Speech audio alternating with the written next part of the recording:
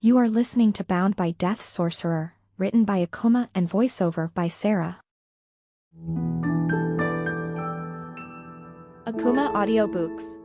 Chapter 25, The Needle and the Thread. Tyler tried his best to stay alert as the trio stumbled through the midnight streets of what appeared to be the seedier side of the mercantile district. Kenny and Emily supported him on either side, straining to keep him upright as Emily directed them down winding dark alleyways. Tyler had woken up to find himself being carried over Kenny's shoulder. He had no memory of anything after the fight with the troll. Perhaps he had been unconscious the whole time, but the fresh night air had stirred him from his murky slumber. Tyler had then insisted that he walk himself, a request which was at first stubbornly refused and then begrudgingly granted. Of course, he was regretting it now. He could barely keep his footing even with the other two bearing the vast majority of his weight. "All right, that's enough." Grunting, Kenny stopped and wrapped his arms around Tyler's waist. "You're being carried."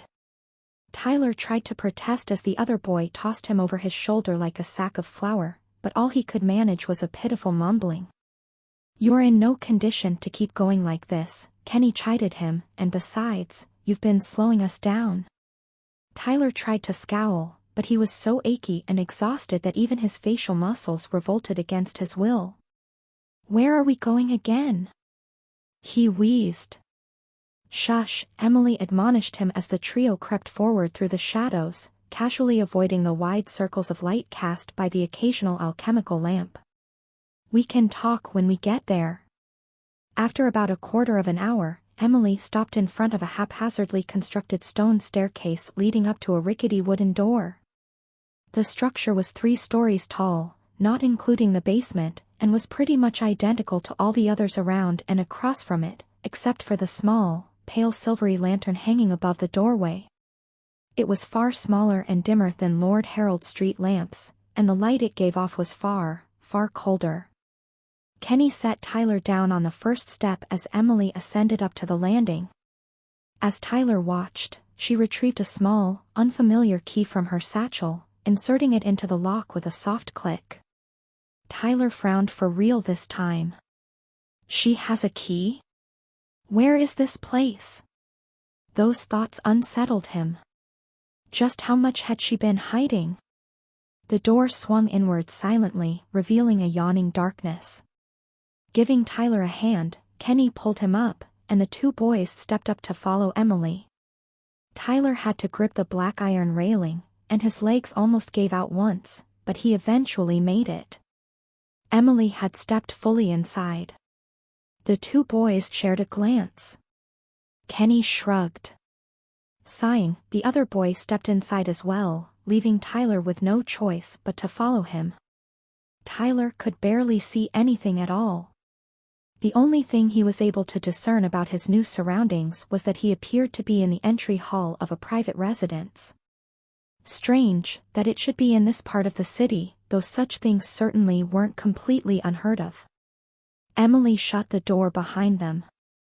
They were now in almost complete darkness, and the only thing that Tyler could use to guide himself was Kenny's outstretched hand. He hoped that the other boy was following Emily, and even more importantly, that Emily knew what she was doing. "You're not supposed to be here." Brilliant white light instantly flooded the entire room, forcing Tyler to shut his eyes in pain. Fudge. He was already developing a headache.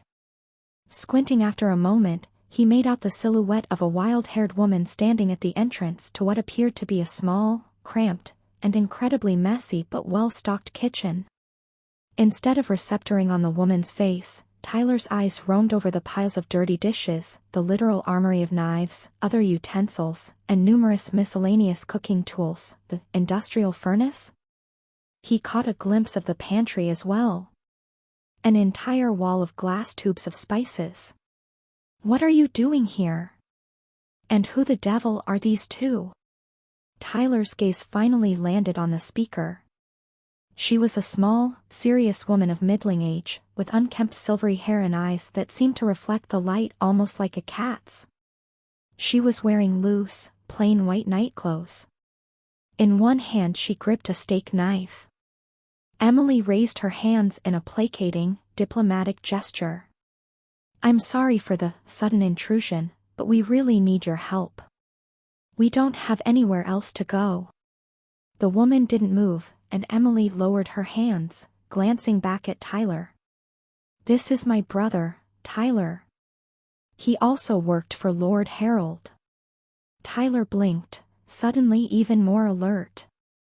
Why was his association with Lord Harold relevant? The way Emily spoke implied that the knife-wielding woman had also worked for the crime boss. I see. The woman lowered her knife. And what about the other one? Emily shrugged. Tyler apparently went into the dungeon to hide. I went in looking for him, and this guy, Kenny, helped us through it. The woman didn't move. I see.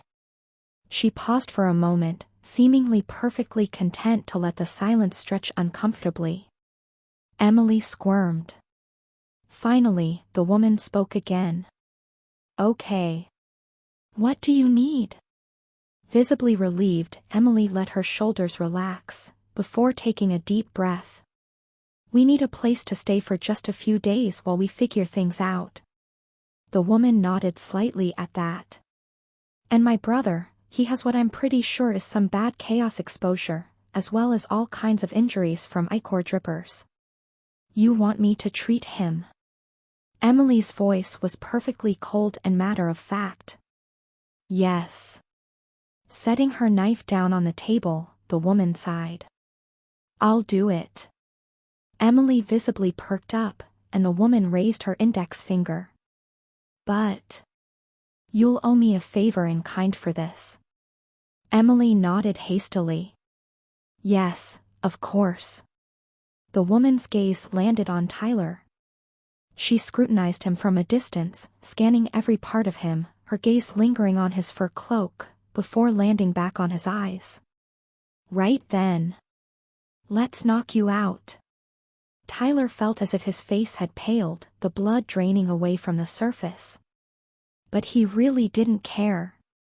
In all honesty, the idea of returning to unconsciousness was quite appealing. In fact, he was having to exert quite a bit of will to prevent himself from dropping on the spot. Stay here, their new host commanded Emily. I'll be just a minute. Grabbing a key from a hook on the wall, the woman retreated down a side passage. Once she was gone, Tyler slumped against the off-white plaster wall. He stared at the enchanted light overhead. It was strange, something about it was quite unlike any other enchanted lights he had ever seen.